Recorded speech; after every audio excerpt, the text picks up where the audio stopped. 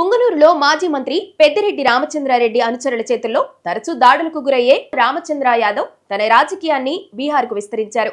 తన పార్టీని అక్కడ కూడా పోటీ పెడుతున్నారు. పెద్ద సంఖ్యలో కార్లను కాన్వాయ్గా పెట్టుకుని ఆయన హల్చల్ చేస్తున్నారు. ఆ వీడియోలు ఇప్పుడు సోషల్ మీడియాలో అప్లోడ్ చేసుకుంటున్నారు. బీహార్లో ఆయన ఎన్నికల ఖర్చు చాలా ఎక్కువగా ఉందని, అది 100 కోట్లలోనే ఉందన్న ప్రచారం అక్కడ మీడియాలో జరుగుతోంది. బీసీవైపీ పార్టీ బీసీల రాజ్యాధికారం కోసం పుట్టిందని చెబుతున్నారు. కానీ తేజస్వి యాదవ్ ను ఓడిస్తామని చెబుతున్నారు. ఆంధ్ర నుంచి బీహార్కు వచ్చి ఆయన చేస్తున్న రాజకీయంపై అక్కడ పార్టీలు మండిపడుతున్నాయి. ఏపీలో 2 చోట్ల పోటీ చేసి కనీస ఓట్లు కూడా తెచ్చుకోలేని ఆయన బీహార్లో 100 కోట్లు ఎలా ఖర్చు పెడుతున్నారని ప్రశ్నిస్తున్నారు. సొంత రాష్ట్రంలోనే విఫలమైన వారికి బీహార్లో ఏం పని అని తిట్లందుకుంటున్నారు. రామచంద్ర యాదవ్ రాజకీయంపై చాలా మందికి అనుమానాలున్నాయి. అసలు ఆయనకి డబ్బులు ఎక్కడి నుంచి వస్తున్నాయి, ఆయన ఏం వ్యాపారం చేస్తారన్నది ఎవరికీ అర్థం కావడం లేదు. ఉత్తరాదికి చెందిన వారితో మంచి సంబంధాలున్నాయని అంటున్నారు.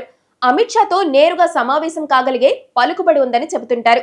ఈ క్రమంలో ఆయన వారి మెప్పును పొందేందుకు రామచంద్ర యాదవ్ పేరుతో యాదవుల మధ్య చీలిక తెచ్చి ఆర్జేడీకి నష్టం కలిగించేందుకు ఆయన అక్కడ రాజకీయాలు చేస్తున్నారన్న అనుమానాలు వ్యక్తమవుతున్నాయి. డబ్బులుంటే చాలు ఏదైనా రాజకీయం చేయవచ్చని, ఎక్కడికైనా పోయి ప్రజలను బకరాలను చేయవచ్చని రామచంద్ర యాదవ్ లాంటి వారు అనుకుంటూ ఉండటం వల్లే రాజకీయాలు ఇలా తయారవుతున్నాయి.